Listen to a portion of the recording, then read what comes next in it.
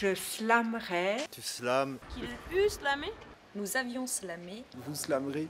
Ils ont slamé. When I say Lausanne, you say slam. Lausanne? Slam. Lausanne? Slam. When I say Lausanne, you say slam. Lausanne? Slam. Lausanne! Non! Qu'est-ce qu'il y a? Tu vois pas que je suis occupé là? Mais toi tu fais du rap. Le slam, quoi? Le slam c'est du rap. Le slam. Le slam. C'est de la poésie. Le slam c'est pas du rap. Le slam, c'est le choc des mots, le pouvoir des images et la puissance de la métaphore. C'est quoi la poésie alors?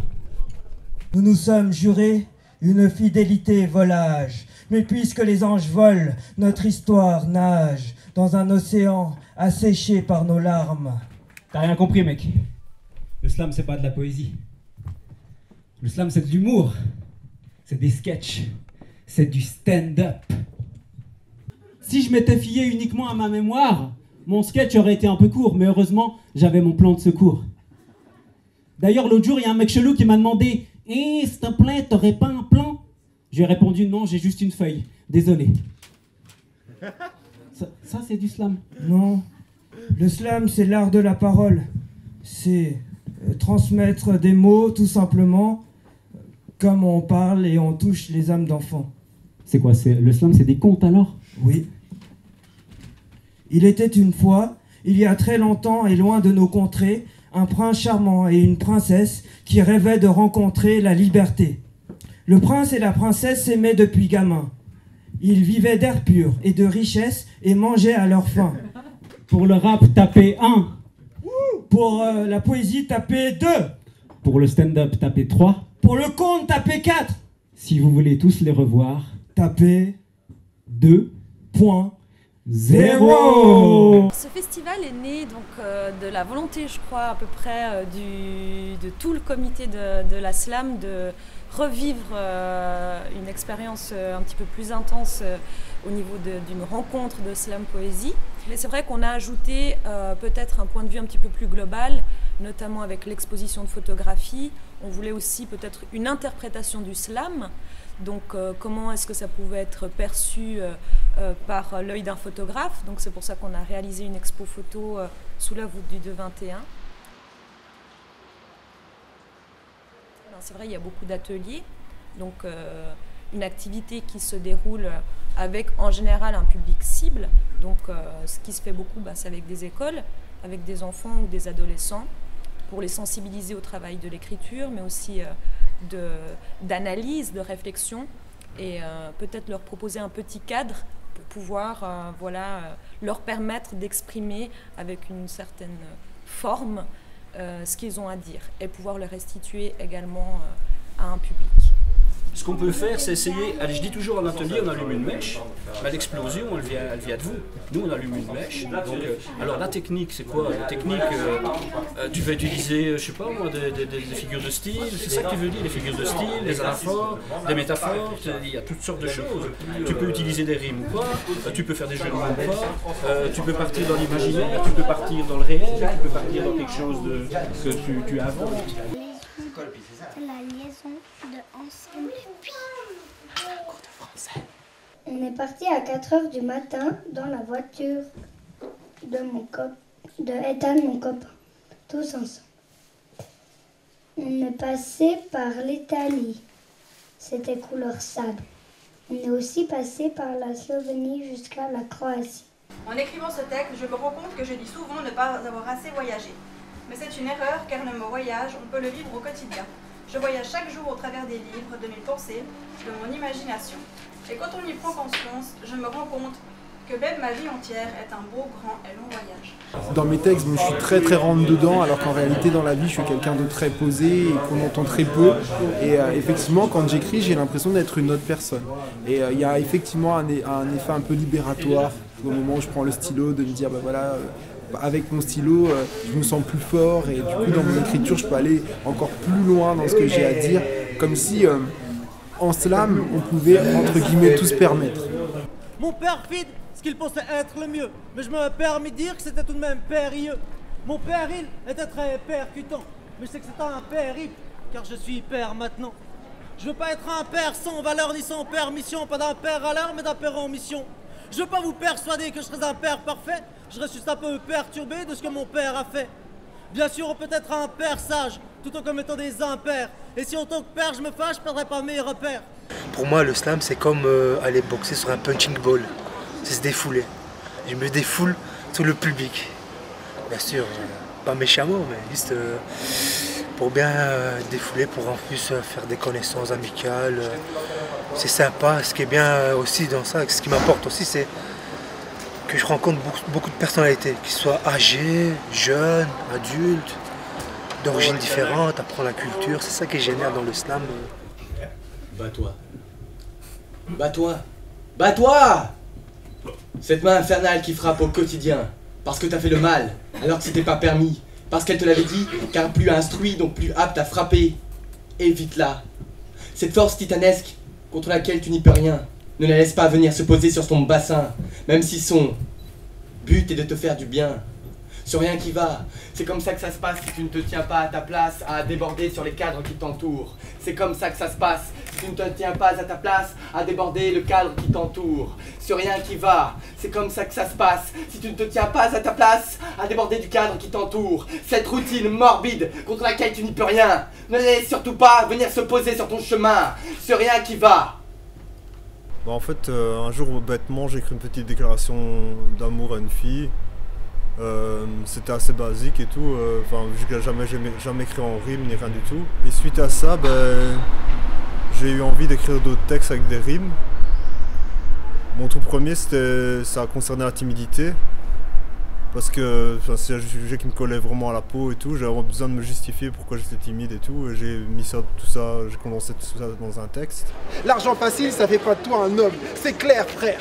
Faut tout faire pour que les gosses de la Tessie finissent pas dans la zotie. Faut protéger les petits du Sevi, l'avenir leur appartient. Ça, tu l'as pas compris, tu l'as pas saisi. C'est si dur de nous voir là-haut, si utopique de penser qu'on peut s'en sortir, qu'on n'est pas conditionné pour bosser au McDo. La couleur de peau, elle a bon dos. Ça change rien au nombre de neurones que t'as dans ton cerveau. Ce qui m'a frappé aussi, c'est l'éventail, c'est la variété des textes, comme tout le monde peut y venir. Il y a tous les âges, il y a un peu différentes ethnies, il y a... Et chacun dit ce qu'il a envie de dire sur ces 3 minutes. Lausanne Slam 2.0, soyez heureux Tamagotchi, réfugiez-vous dans le Derrick et le Clapboard, le iPod de Jésus-Christ, le Strap-on de Bouddha, dans le miel et le KY, soyez Cherry Coke, soyez Prada, violentez-vous sur Babylone, sur Motown, violentez-vous sur le train de nuit, le Sorgo, violentez-vous de débouche en grippe H. Nous sommes rapiécés de 30 sous à la mitaine, à bord d'éternité en stuc entre l'estuaire de Guitar Hero, le Captcha de Chavez, encore le décor se décontenance en do mineur, en do fossile. On se projette davantage dans le monde de l'imaginaire, dans la poésie. Puis moi, personnellement, c'est ce qui me plaît le plus. Puis je sais qu'en slam, c'est pas nécessairement ce que l'audience recherche. Généralement, les gens et le jury aiment bien qu'on reste au niveau du concret et au niveau des idées ou de l'énonciation, ce genre de trucs-là. C'est intéressant, mais moi, personnellement, ce qui va me chercher, c'est le foisonnement littéraire. Je voudrais être un légume,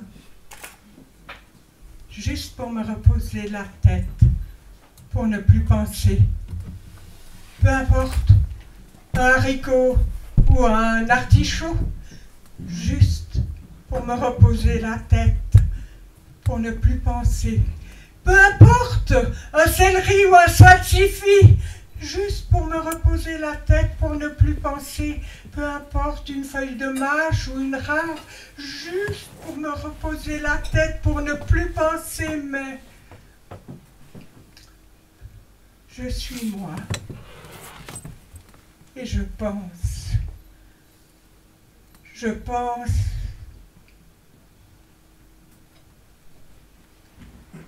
que je voudrais être un légume, juste pour me reposer la tête, pour ne plus... Ça va? J'arrête là. Tu t'exprimes sur scène et tu rencontres des gens qui sont exprimés sur scène. Et en fait, la scène, c'est l'occasion de discuter en soi. Je pense à la fin, fumer une clope à côté, dehors par exemple. Discuter avec le mec, soit du poème, soit de lui. Et finalement, la finalité, c'est pas la même. Le slam, c'est qu'un moyen de partager en gros ces mots et de partager une vie, quoi. Du bist der Held, der die Welt erobert. Du bist der Backpacker. Mit einem World Around One-Way-Ticket ausgestattet, stürzt du dich ins Abenteuer.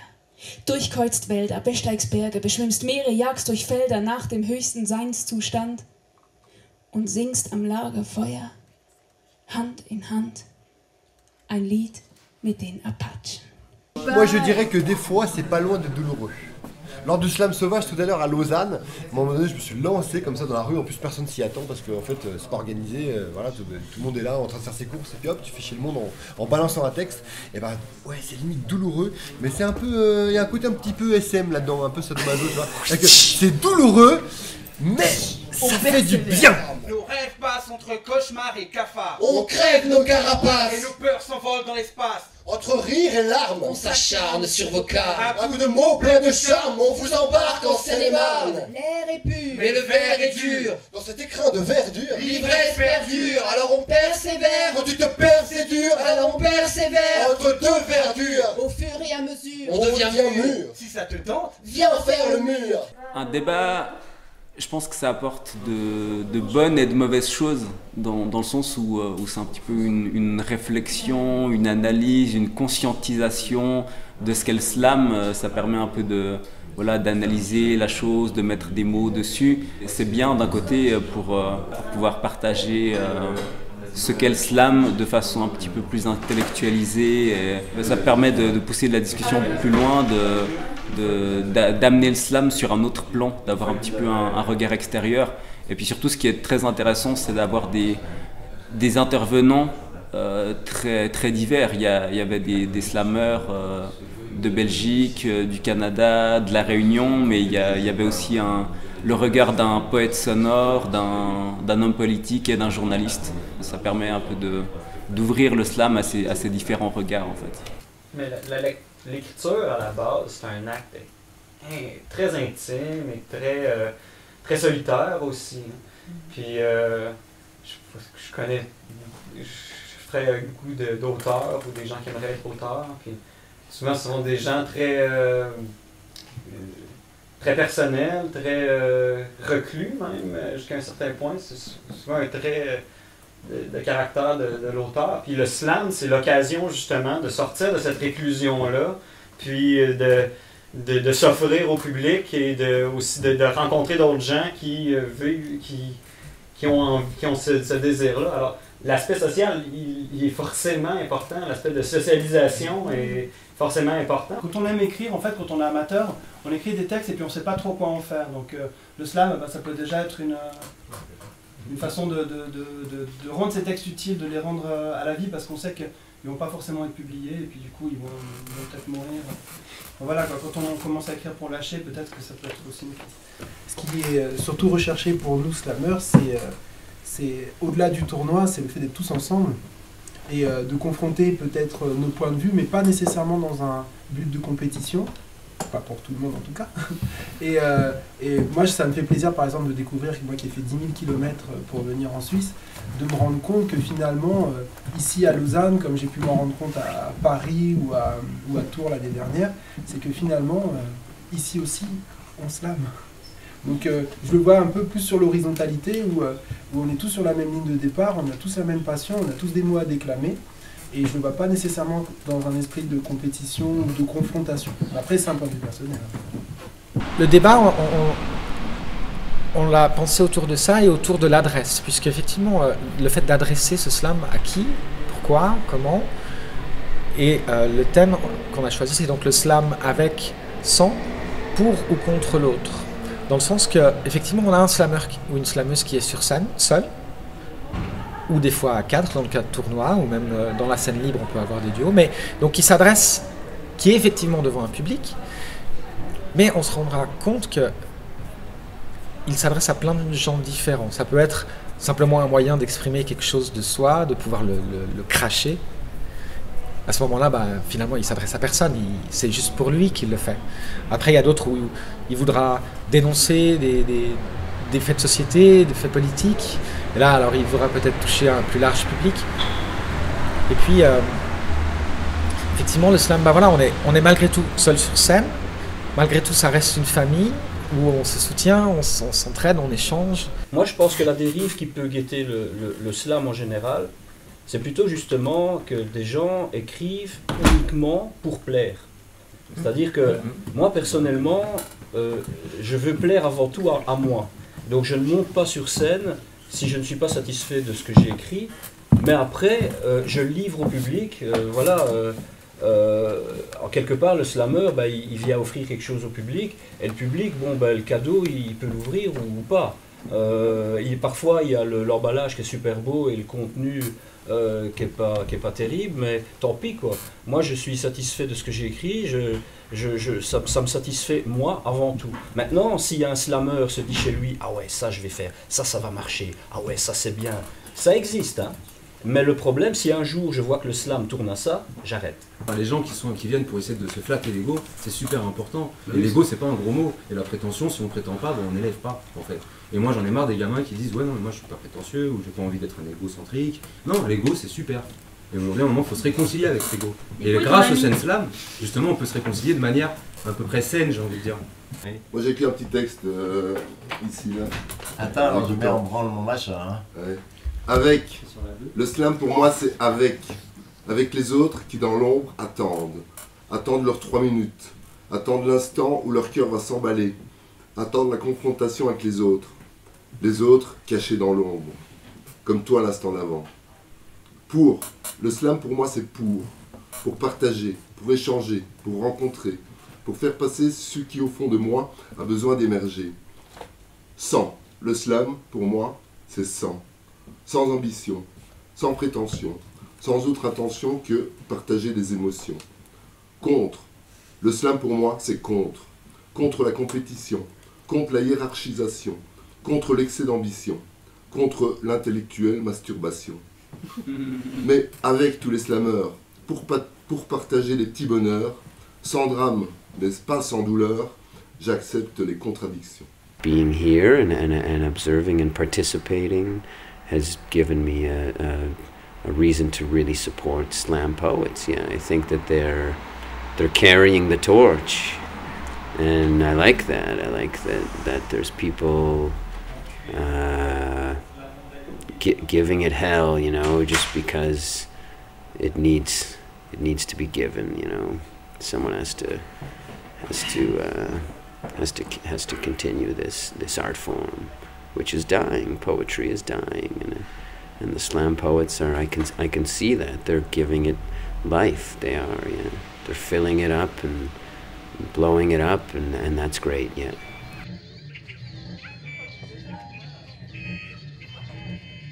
Être dans le cercle ou en dehors. Être sur la ligne ou à côté. Maintenir le cap dans une marche incolore. Ou respirer, mais totalement isolé. La valse sociale ne permet aucun faux pas. En dehors ou en dedans, le mélange n'existe pas. Ta peau te fait mal? Elle est encore trop souple, petite tête. Rejoins le grand bal, absorbe le métal des proxénètes. Dedans ou dehors, noyé ou rejeté, peu importe son choix, elle est condamnée. Faustine décide néanmoins de mourir en entrant dans le cercle. Elle meurt un peu plus chaque jour.